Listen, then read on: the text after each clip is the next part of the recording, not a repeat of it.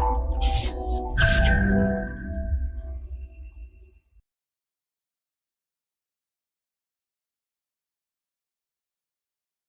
everyone, this is Prem Sudhani coming up with the next round of our editorial decoded and इस session में हम बात करेंगे editorial that is on the brink which appeared in the Hindu and that is Ukraine और जो Russia है उनके बीच में ओपन कन्फ्रंट्रेशन चल रहा है एंड वहाँ पे जो सिचुएशन है काफ़ी टेंस्ड है अभी। तो ये क्यों हो रहा है, क्यों इनके बीच में इतना टकराव हो रहा है, that we are going to discuss in this session in detail, right. So चलिए देखते हैं क्या है ये editorial. This is the editorial which appeared in the Hindu and अगर हम बैकग्राउंड की थोड़ी सी बात करें तो आपको थोड़ा सा मैं बता दूं यहाँ पे कि this is the Ukraine and Ukraine में अगर आप देखेंगे ये जो प्रोविंसेस दिख रही हैं आपको, these are the provinces where Russia जो है खास करके यहाँ पे रशियन लैंग्वेज बोली जाती है एंड प्रो रशियन जो लोग हैं वो यहाँ पे ज़्यादा रहते हैं and that is the problem for Ukraine, right, and that is the opportunity for Russia.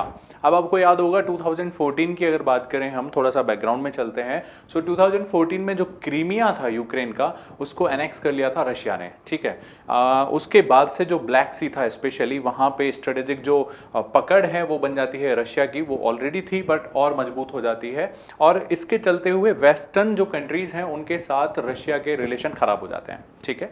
तो ये तो था बैकग्राउंड। अब उसके बाद से ये टेंशन कंटिन्यू थी बिकॉज ये जो रिबेलियन यहाँ पे कंटिन्यूअसली चलते रहते हैं, प्रो रशिया जो इवेंट यहाँ पे होते रहते हैं, तो ये जो है बहुत ही ज़्यादा चिंता का विषय होता है यूक्रेन के लिए। और इसी कड़ी में एक ये नई जो चीज़ है वो है अभी की जो ओपन टेंशन्स हुई हैं और इस टेंशन्स के चलते हुए आप देखेंगे यहाँ पे, तो अगर मैं बात करूं यहाँ पे, अगर आपको मैं दिखाऊं तो ये देखिए pressure, this is the Ukraine and that is the pressure created by the Russia. तो यहाँ पे अगर बेलारूस की बात करें that is also pro Russia, तो बेलारूस ने जो है यहाँ पे माइग्रेंट क्राइसिस को जन्म दिया, ठीक है। एंड यहाँ पे पोलैंड के जो बॉर्डर है वहाँ पे बॉम्बर्स को यहाँ पे उड़ाया है रशिया ने रिसेंटली ओनली। ये जो सिचुएशन है टेंशन वाली बहुत टाइम से चलती आ रही है, उसके पीछे बहुत सारे रीजन है, वो वन बाय वन करके हम डिस्कस करेंगे। बट द मेन यहाँ पे एक ओपन जो कॉन्फ्लिक्ट है वो अभी क्यों हो रही है, उसके पीछे क्या रीजन है, वो हम इस एडिटोरियल में बात करने वाले हैं, राइट। सो दिस इज, अगर आप देखेंगे this is the Black Sea and यहाँ पे आप देखेंगे this is the Crimea which has been annexed actually by the Russia. तो रशिया जो है उसका एम है दिस बाल्टिक जो कंट्रीज हैं, चाहे बाल्टिक सी हो टू ब्लैक सी, जो है रशिया चाहता है उसका डोमिनेंस, राइट, उसका डोमिनेंस बना रहे। क्योंकि यहाँ पे अगर आप बात करेंगे जब 1991 से पहले यूएसएसआर था तो यहाँ पे रशिया का डोमिनेंस हुआ करता था and after that this was the this was the region जहाँ पे नाटो की प्रेजेंस हो जाती है। यूक्रेन जो है वो प्रो वेस्टर्न कंट्रीज हो जाता है, उसकी जो पॉलिसीज होती हैं वो प्रो वेस्टर्न कंट्रीज हो जाती है। तो ये सारे रीजन है, लेकिन हम अब स्पेसिफिकली अगर बात करें तो वहाँ पे क्या क्या रीजन होंगे वो हम समझते हैं। सबसे पहला अगर बात करें कि रशिया ने अभी ये जो टाइम चुना है वो क्यों चुना है, ये जो रिबेलियन वहाँ पे चल रहा है, रशिया की जो फोर्सेज आके यूक्रेन के बॉर्डर पे खड़ी हुई हैं, यूक्रेन की फोर्सेज वहाँ पे खड़ी हैं, अभी ऐसा टाइम क्यों आया है, because of these reasons. The first is US strategic weakness. So यहाँ पे अगर आप देखेंगे यूएस को, तो यूएस का अफगानिस्तान से चाहे विड्रॉल हो, चाहे फिर वो एशिया में अगर हम बात करें तो US is now pre occupied actually with the China. China का जो राइज है वहाँ पे जो यूएस है वो बिजी है, यहाँ पे अफगानिस्तान से विड्रॉल हो जाता है। तो that seems a kind of window of opportunity for the Russia, ऐसा ये एडिटोरियल बोलता है कि रशिया ने इसको विंडो ऑफ अपॉर्चुनिटी देखा है कि अमेरिका अभी वीक हो रहा है, अमेरिका जो है वो बिजी है यहाँ पे चाइना के साथ, एंड यहाँ पे अगर देखें तो अमेरिका का विड्रॉल हुआ है फ्रॉम अफगानिस्तान, ठीक है। So this is a kind of opportunity for Russia to assert its assertiveness in this region specially, ठीक है। तो यहाँ पे एक तो ये रीजन हो गया।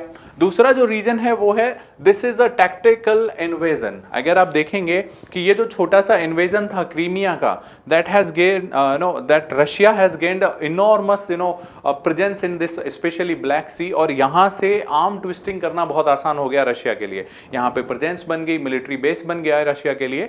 सो ये जो छोटा सा ऑक्यूपेशन होता है, इन्वेजन होता है, that is a very tactical one. तो इससे क्या होता है कि आप जो दूसरी कंट्री है उस पर प्रेशर बनाते हो कि वो आपकी शर्तें एक्सेप्ट करे। So this is a kind of tactical invasion and that has some kind of advantage specially for Russia, वो आर्म ट्विस्टिंग कर सकता है यूक्रेन की, ठीक है। इसके बाद अगर हम बात करें the western proximity specially of this Ukraine, तो यूक्रेन जो है उसका चाहे वो नाटो कंट्रीज हो, चाहे वो वेस्टर्न की तरफ जो झुकाव है बहुत बहुत ज़्यादा है, चाहे वो उसकी डिफेंस रिक्वायरमेंट्स हो, चाहे वो इकोनॉमिक टाइज हो, चाहे उसकी पॉलिटिकल एफिलिएशन हो, वो वेस्टर्न कंट्रीज की तरफ काफ़ी ज़्यादा है, and that is something which is disturbing to the Russia.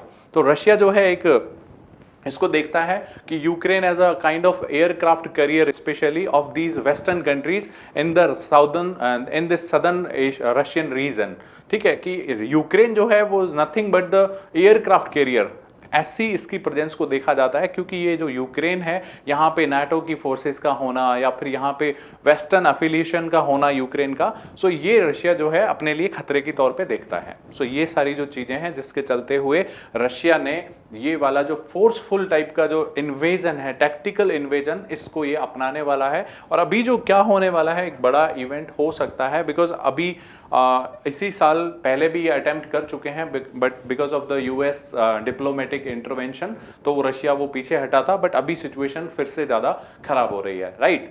अब हम बात करते हैं कि ऐसा हो क्यों रहा है ऑल ऑफ सडन। तो अगर आप देखेंगे तो 2014 में क्रीमिया का एनेक्सेशन होता है, उसके बाद फिर कंटिन्यूसली ओपन कॉन्फ्लिक्ट्स होते रहते हैं यूक्रेन एंड रशिया के बीच में, और जो रिबेलियंस होते हैं जिनको रशिया पूरी तरह से सपोर्ट करता है, तो इन सब चीज़ों को रोकने के लिए एक एग्रीमेंट होता है, that was Minsk to piece conference या पीस एग्रीमेंट होता है मिन्स्क में इन 2015। अब इसमें जर्मन और फ्रांस जो हैं वो भी मीडिएटर की तरह बैठते हैं, रशिया और यूक्रेन जो हैं वो स्पेशली इसमें होते हैं। अब इस एग्रीमेंट में कुछ टर्म्स थी, दैट टर्म वाज कि जो यूक्रेन है, what Ukraine was suppose to do in this agreement, कि यूक्रेन को पहला तो डेलीगेशन ऑफ पावर करनी है, delegation of power to these special territories, ऐसी टेरिटरीज जहां पे जो प्रो रशियन या फिर रशियन लैंग्वेज वाले जो लोग रहते हैं वो उस टेरिटरीज में ज़्यादा से ज़्यादा पावर्स को डेलीगेट करना है, उसके साथ ही कॉन्स्टिट्यूशनल रिफॉर्म्स करने हैं, राइट, रिफॉर्म्स करने हैं, एंड जो स्पेशल स्टेटस है इन ऑफ दीज टेरिटरीज उसको यहाँ पे रिकॉग्नाइज करना है कॉन्स्टिट्यूशनली कि ये जो एरियाज हैं ये काइंड ऑफ ऑटोनोमस रीजन है, and that is the kind of constitutional status जो इनको देनी थी, ठीक है। बट यूक्रेन जो है वो नहीं करता है। लेकिन यहाँ पे पहले समझते हैं कि यूक्रेन को तो ये करना था, लेकिन यूक्रेन को बदले में क्या मिलेगा। यूक्रेन को मिलना था कि जो बॉर्डर्स हैं इन ऑफ दीज एरियाज स्पेशली, वो यूक्रेन जो है उसको हैंड ओवर होने थे, अब वो यूक्रेन संभालेगा। That was the terms of this Minsk peace agreement of 2015, ठीक है। लेकिन यूक्रेन जो है ये सब नहीं करता है, ना तो डेलीगेशन ऑफ पावर करता है, ना ही कॉन्स्टिट्यूशनल रिफॉर्म्स करता है। तो वो जो रिबेलियंस जो थे, स्पेशली अगर मैं आपको मैप में दिखाऊं तो ये जो रिबेलियन जो थे उनके लिए ये चीज़ें जो हेल्दी नहीं थी, स्पेशली दीज एरियाज। तो यहाँ पे जब डेलीगेशन ऑफ पावर नहीं हुआ, कॉन्स्टिट्यूशनल रिफॉर्म्स नहीं हुए, तो that was something that has prompt mister Putin to take this aggressive action. अब पुतिन को लगा कि ये जो है एक्शन नहीं ले रहे हैं, कॉन्स्टिट्यूशनल रिफॉर्म्स नहीं हो रहे हैं, मिन्स्क जो एग्रीमेंट था वो भी फॉलो नहीं किया जा रहा है, तो अब उसके पास क्या बचता है, तो उसके पास बचता है मिलिट्री एग्रेशन। तो मिलिट्री एग्रेशन की तरफ जो है वो अभी बढ़ चुके हैं, और यहाँ पे जो है सिचुएशन काफ़ी ज़्यादा खराब हो चुकी है, right. So this is the one thing. अब हम बात करते हैं इस एडिटोरियल में, अगर हम बात करें या फिर आप खुद से भी अगर सोचें, तो what is the way forward. Way forward क्या हो सकता है? वे फॉरवर्ड यही हो सकता है कि जो ये मिन्स्क एग्रीमेंट है इसको आप जो है अच्छे से इम्प्लीमेंट कराएं इन लेटर एंड स्पिरिट। स्पेशली जो यूक्रेन की साइड से अगर बात करें तो ये जो एरियाज हैं जो kind of autonomy, they want kind of autonomy specially, तो उनको ऑटोनॉमी दी जाए, डेलीगेशन ऑफ पावर्स हो, कॉन्स्टिट्यूशनल स्टेटस दिया जाए या फिर रिकॉग्निशन दिया जाए स्पेशली, है ना। तो ये तो एक चीज़ हो सकती है। एंड रशिया उसके बदले में क्या कर सकता है कि ये जो बॉर्डर्स हैं, बॉर्डर एरिया हैं, वो यूक्रेन को सरेंडर कर सकते हैं कि हाँ भाई ये जो टेरिटरीज हैं आपकी ही हैं। मतलब autonomous region with in a country जो है ये स्टेटस चाहते हैं स्पेशली इन दीज एरियाज, ठीक है। तो ये हो सकता है एक वे फॉरवर्ड। दूसरा आपको लग क्या रहा है कि क्या हो रहा है? इसमें ये हो सकता है कि रशिया जो है वो एनेक्स कर दे इस यूक्रेन की जो है काफ़ी सारे भूभाग को या काफ़ी सारे इस एरिया को। लेकिन इस केस में एक बड़ा जो चैलेंज होने वाला है रशिया के लिए वो है कि how to face the western countries, specially अगर क्रीमिया वाला इवेंट अगर आप देखेंगे उसके बाद से जो रशिया के रिलेशन है specially with the western countries वो बहुत ज़्यादा डिटीरियोरेट हो चुके हैं। और उसके बाद अब जो रशिया अगर ये एनेक्सेशन करता है या एग्रेशन दिखाएगा तो that is definitely going to hamper the relations further with the western countries of this Russia. ये सिचुएशन और ख़राब हो सकती है। So this was all about this issue. आपको आई होप ये समझ में आया होगा कि क्यों कन्फ्रंटेशन चल रहा है वहाँ पे, क्या एग्रेशन जो है उसके रीज़न है, क्यों रशिया इतना एग्रेसिव हो रहा है और यही टाइम क्यों चुना है उसकी भी हमने बात करी, एंड क्या वे फॉरवर्ड हो सकता है, ये सब हमने एक एक करके डिस्कस किया।